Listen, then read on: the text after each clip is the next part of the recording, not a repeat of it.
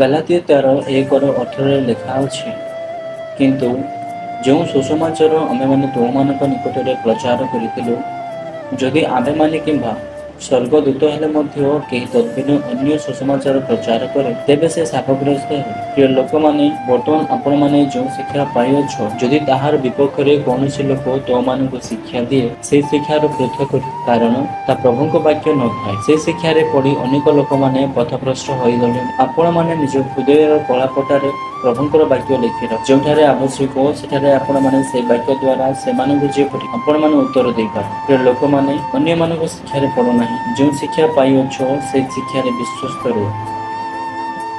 ଆମେନ୍।